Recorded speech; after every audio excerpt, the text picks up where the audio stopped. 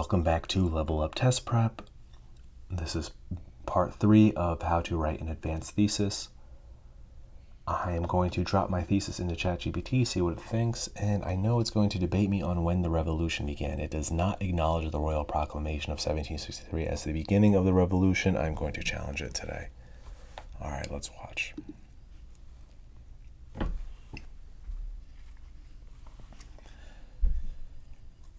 Okay.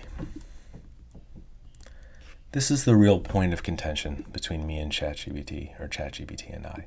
Causal clarity. Saying the revolution began with the Royal Proclamation of 1763 may be misleading. That proclamation is one cause of colonial tension. It was not accurate to say it began the revolution. I disagree with your timeline. The road to revolution, as titled by historians, usually begins with the end of the 7 Years' War in 1763. The Royal Proclamation was one of the first major laws that the colonists violated and ignored. They would continue to behave like this until they declared independence.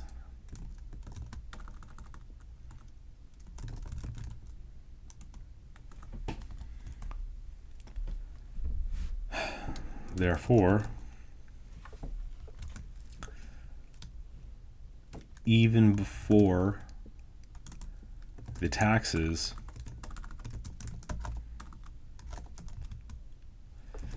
the proclamation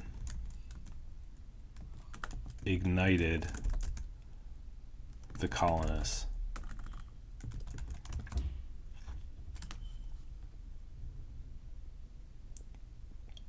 Or I could just say, therefore, the proclamation ignited the colonists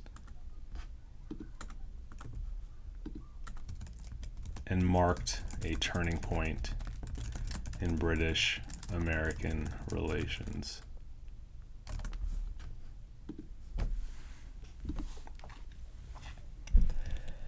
Okay, you make a great point. The road to revolution often does begin with the end of 7 Years' War in 1763, and the Royal Proclamation is definitely a significant early flashpoint in colonial British tensions. Yes, thank you. I think your argument that the proclamation ignited colonial defiance and marking a major turning point is very valid and historically supported. Okay, thank you, ChatGPT, for admitting that I'm right.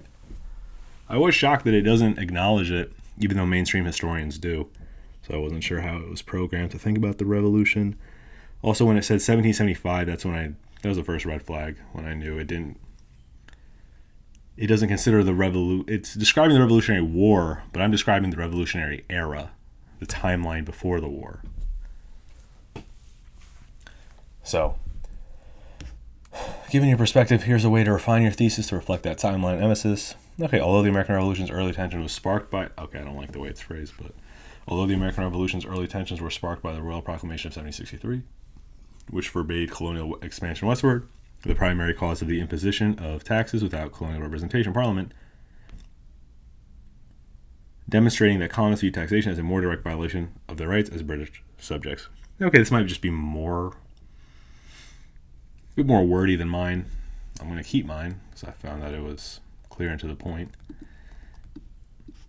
And in my article, in my argument, you see my framework as we talked about between insert lesser cause, provide greater cause, and then show significance. So although the American Revolution began with the Royal Proclamation of 1763, which banned the colonists from expanding westward, that is the lesser cause. Insert the greater cause. The revolution was primarily fought because Americans were taxed without representation in Parliament. Part 3, the significance, the thereby, the thus, the which, the larger point, the meta point, thus showing they deemed it a greater violation of their British rights. So, the colonists were upset by westward expansion, and we know this through the Declaration of Independence because it was an official illicit grievance. However, the historical evidence shows that taxation without representation was a much greater cause in the timeline. Not all 27 grievances listed in Declaration of Independence independence were equally weighted. Some had a bigger impact, some were longer than others, some got repealed, some got repealed faster than others or without as much pushback. So, there you have it.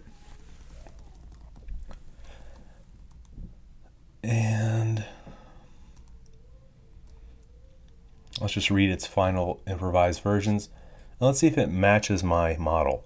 So while the Royal Proclamation of 1763, which restricted westward expansion, sparked early resentment in the American colonies, so that's the lesser cause.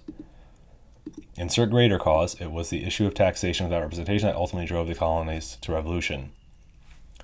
And it could say therefore, or thus, or thereby.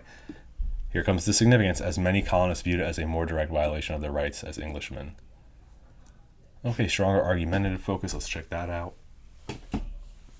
Although British land restrictions after 1763 frustrated colonial ambitions,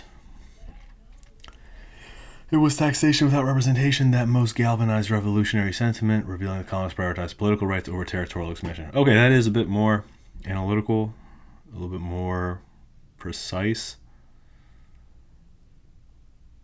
So I agree with what they're saying there. Concise and academic. Though territorial restrictions, so that's like the although, like the Proclamation of 1763 angered colonists, that is the lesser cause. Now it's time to insert the greater cause. It was taxation without representation that most clearly did what?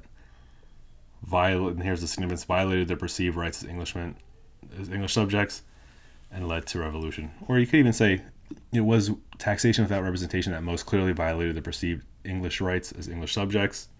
So that would be the greater cause, thereby leading to a revolution, or which then led to the revolution. So I believe my framework in formula and template works even with ChatGPT, and I think that's a good sign that you should use it too. So thanks for leveling up with me. I'll see you in the next video.